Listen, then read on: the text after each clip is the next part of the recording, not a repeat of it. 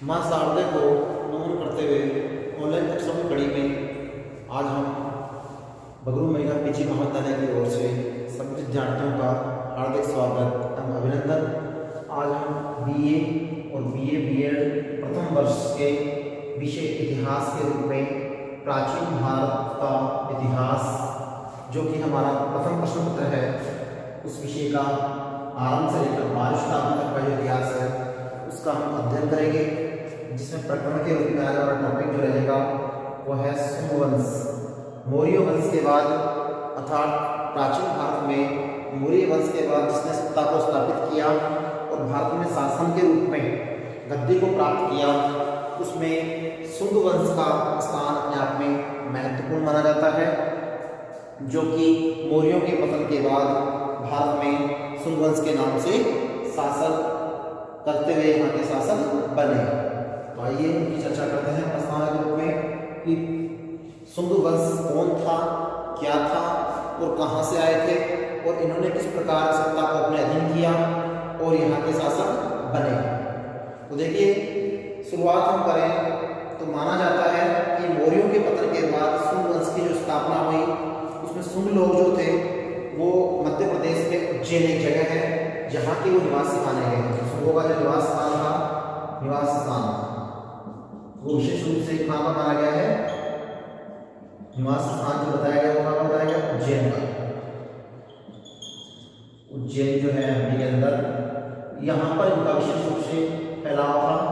यहाँ की जाति मानी गई है, इस जाति को विशेष रूप से उज्जैन की बताया गया है। और ये जो थे ये अपने आप में मौर्यों के जो पूर्वज थे उनकी सेवा में कार्य करते थे। ये मौर्यों के शासनकाल के दौरान इनका जो कार्य था वो क्या था, उनकी सेवा करना। मौर्य वंश जो रहा उनके क्या थे, ये अपने आप में सेवक के रूप में थे। ये इनका परिचय है कि शुंग वंश के जो शासक या शुंग वंश जो रहा, उस जाति के जो लोग रहे वो मौर्य वंश के समय में इनके सेवक के रूप में थे, जो कि निवास स्थान के रूप में उज्जैन के निवासी थे। इन्होंने धीरे धीरे मौर्य वंश के उत्तराधिकारियों के अंतिम समय में आते आते पुष्यमित्र शुंग के द्वारा मौर्य वंश के अंतिम शासक बृहदत्त की हत्या कर अंतिम शासक का, ये इसको भी कह सकते हैं अंतिम शासक कौन से वंश का, मौर्य वंश का अंतिम शासक का बृहदत्त, इसकी 184 ईसा पूर्व के लगभग का टाइम था। कई जगह 185 भी दिया हुआ है। ईसा पूर्व के समय इसकी हत्या करते हुए, मौर्य वंश के अंतिम शासक की हत्या करते हुए क्या किया गया, नवीन वंश का नाम रखा गया शुंग वंश के नाम से, और वो था पुष्यमित्र शुंग। पुष्यमित्र शुंग जो थे उनके द्वारा इस वंश की स्थापना की गई। संस्थापक जो है वो माना गया और अपने आप में एक विशेष शासक के रूप में ख्याति प्राप्त रहा। तो पुष्यमित्र शुंग जो था वो संस्थापक था शुंग वंश का। मौर्य वंश के अंतिम शासक बृहदत्त जो अंतिम शासक था, उसकी 184 या 85 ईसा पूर्व के लगभग हत्या करते हुए स्वयं गद्दी पर बैठा और नवीन राजवंश के नाम से उसने इसको स्थापित किया। माना जाता है कि उसके पूर्वज जो थे वो पतंजलि थे, जिनका ग्रंथ भी है महाभाष्य जो उन्होंने लिखा था। इससे भी पता चलता है कि उनके शासकों में 3 शासक महत्वपूर्ण थे, जिसमें सबसे पहले पुष्यमित्र शुंग, उसके बाद उसका पुत्र अग्निमित्र, पुष्यमित्र के बाद नंबर 1 ये, उसके बाद अग्निमित्र, अग्निमित्र के बाद वसुमित्र। ये 3 जो है वो शासक विशेष रूप से इस वंश के शासक रहे। सबसे पहला पुष्यमित्र शुंग, फिर अग्निमित्र, नंबर 2 शासक रहा, नंबर 3 पर जो रहा वो वसुमित्र के रूप में इस वंश का अंतिम शासक माना गया, जिन्होंने हुनों को सिंध नदी के मुहाने पर हराया था। तो ये वही था पौत्र, अपने आप में किसका पौत्र, पुष्यमित्र का जो पौत्र था, ये पौत्र जिसने हुनों को हराया, इससे पराजित किया। हुन एक जाति थी, ग्रीस जाति, हुनों को पराजित किया। कहाँ पर किया, सिंधु नदी के मुहाने पर। तो ये विशेष तथ्य है जिससे हम वसुमित्र को पहचान सकते हैं कि वसुमित्र वही था जिसने हुन जाति को ठीक है, सिंध नदी के किनारे पर या मुहाने पर पराजित किया, उनको हराया। अब बात करते हैं नंबर 2 पॉइंट की। सुंग वंश के शासक जो थे वो कौन कौन थे, उनके 3 नाम है।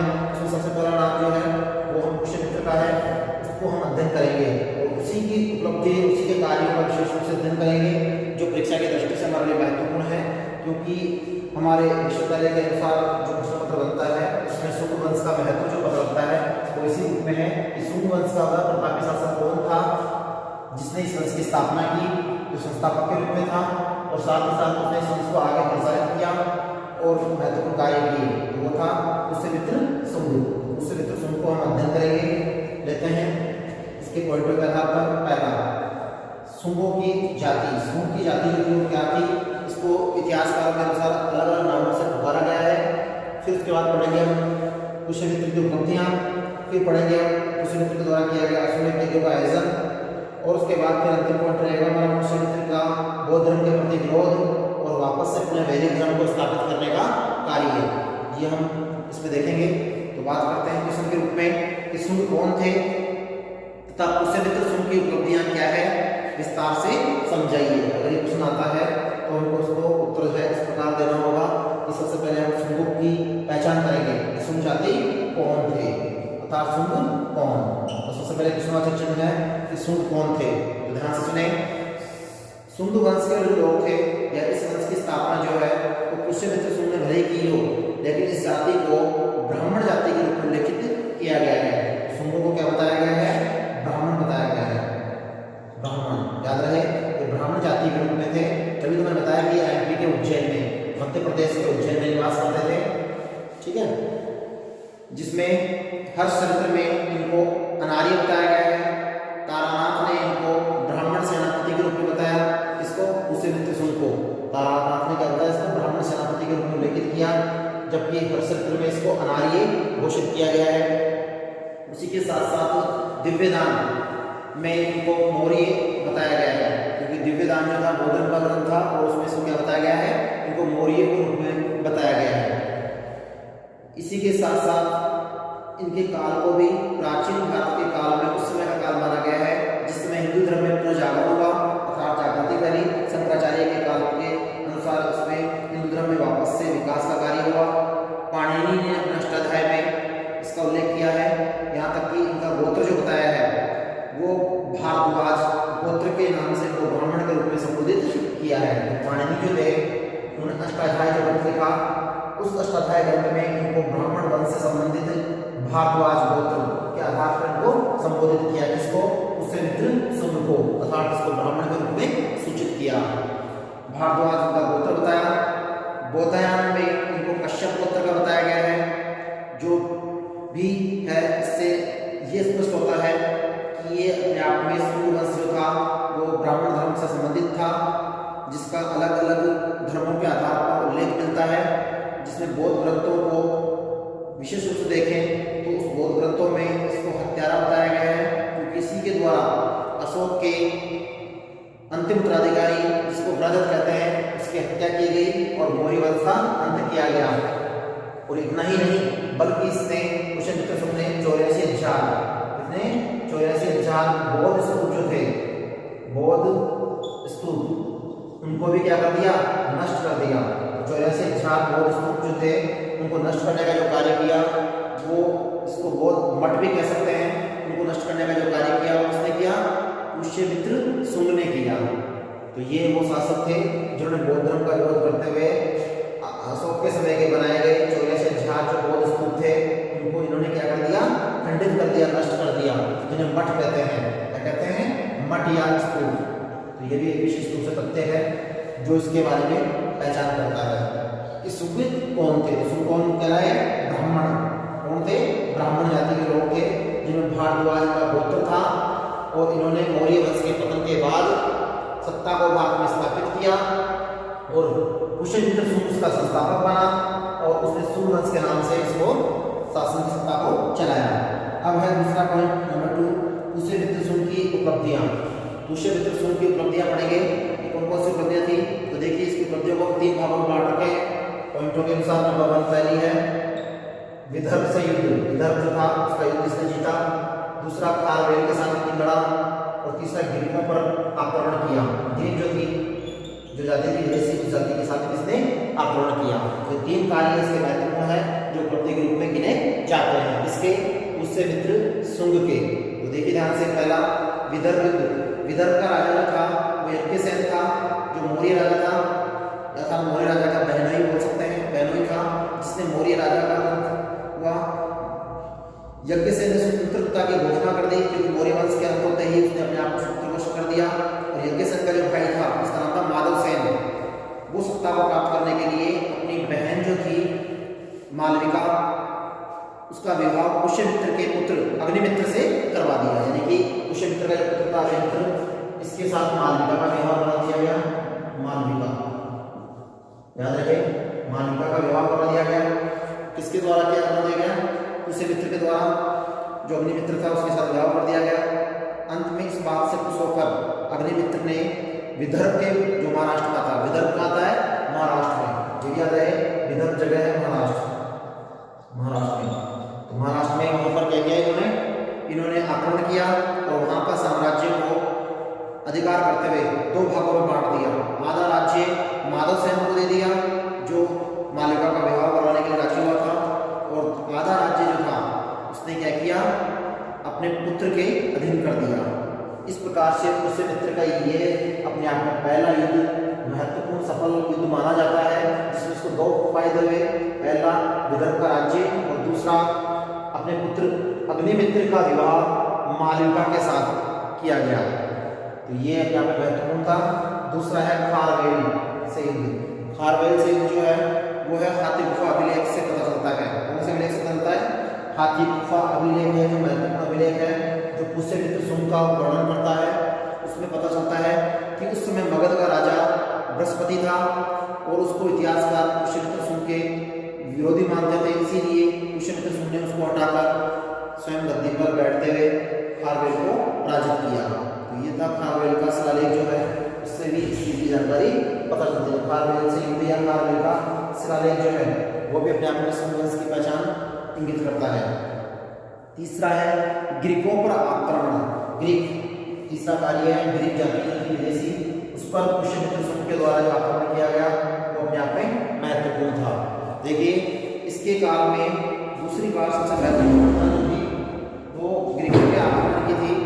ग्रीक जो थे वो सिंधु नदी को पार नहीं कर पाए, लेकिन वहां पर उन्होंने उस तट पर उनको पराजित किया।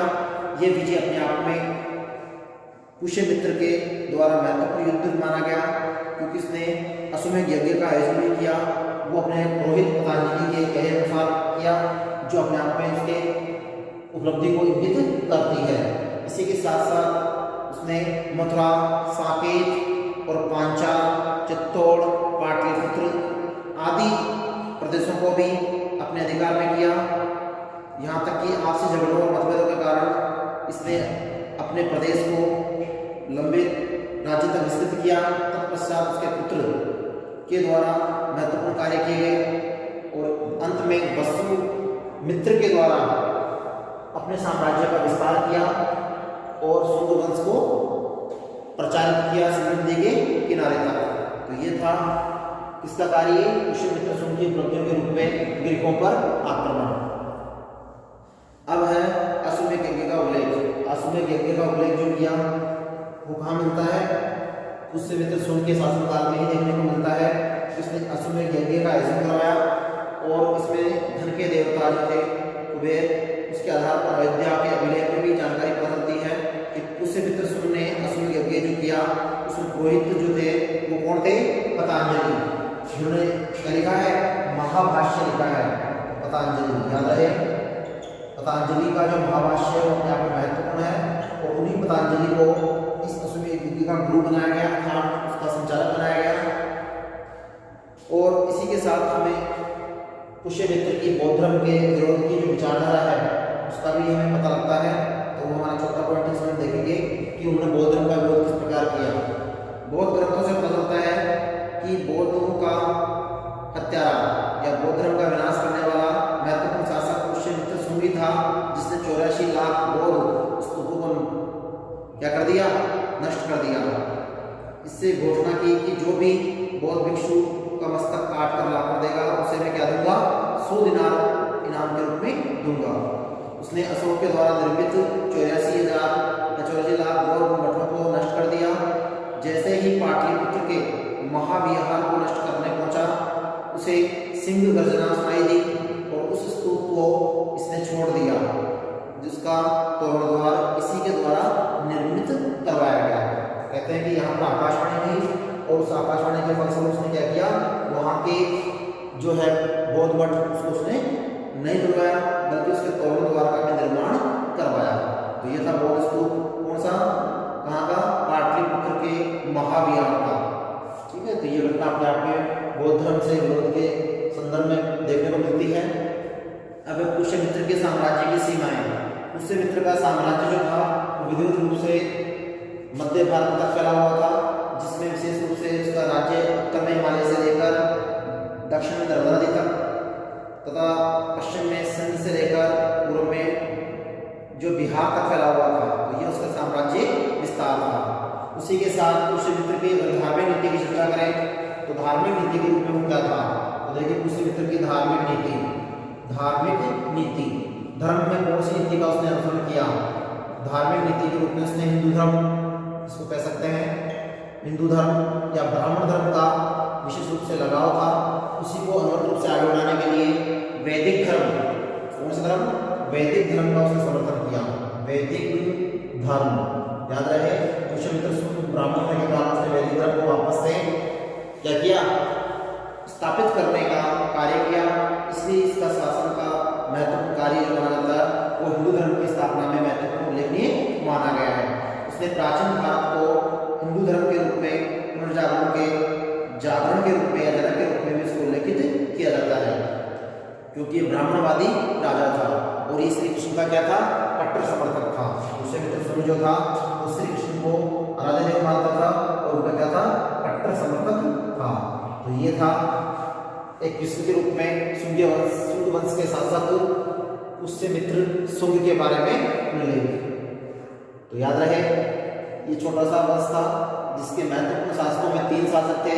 प्रथम पुष्यमित्र शुंग जो संस्थापक था, नंबर 2 अग्निमित्र जिसका विवाह मालविका के साथ हुआ जो कि पुष्यमित्र का पुत्र था, और उसके बाद उसका पुत्र जो था अर्थात उसका पौत्र वो कौन था, वसुमित्र, जिसने उनको सिंधु नदी पर हराया। इस प्रकार से तीनों ही शासक अपने आप में महत्वपूर्ण शासक थे, लेकिन इसमें विधिवत रूप से हमने जिसको पढ़ा उसमें नंबर 1 को पढ़ा पुष्यमित्र शुंग को, जिसके बारे में हमने विशेष रूप से शुंगों की जाति क्या थी, ब्राह्मण के रूप में पढ़ी। फिर पुष्यमित्र शुंग की उपलब्धियां देखी, 3 रूप में थी, विदर्भ से युद्ध और खारवेल के शिलालेख से जो उल्लेख मिलता है उसका उल्लेख युद्ध के आधार पर। फिर ग्रीकों पर आक्रमण जो किया गया उसका अध्ययन किया, और उसके बाद अश्व यज्ञ में पतंजलि को यज्ञ का संचालक बनाते हुए जो यज्ञ किया गया उसका उल्लेख पड़ा। और उसके बाद पुष्यमित्र का बौद्ध धर्म के प्रति जो विरोध था, जिसमें 84,000 बौद्ध मठों को स्थापित खंडित करने का जो महत्वपूर्ण उल्लेख है वो महत्वपूर्ण माना गया है, क्योंकि ये हिंदू धर्म का समर्थक था, वैदिक धर्म में विशेष लगाव था और श्री कृष्ण का कट्टर भक्त था। तो ये था पुष्यमित्र शुंग अर्थात शुंग वंश का महत्वपूर्ण शासक। ठीक है, आज इसमें इतना ही है। नेक्स्ट अगली क्लास में हम अगले वंश को अध्ययन करेंगे। धन्यवाद।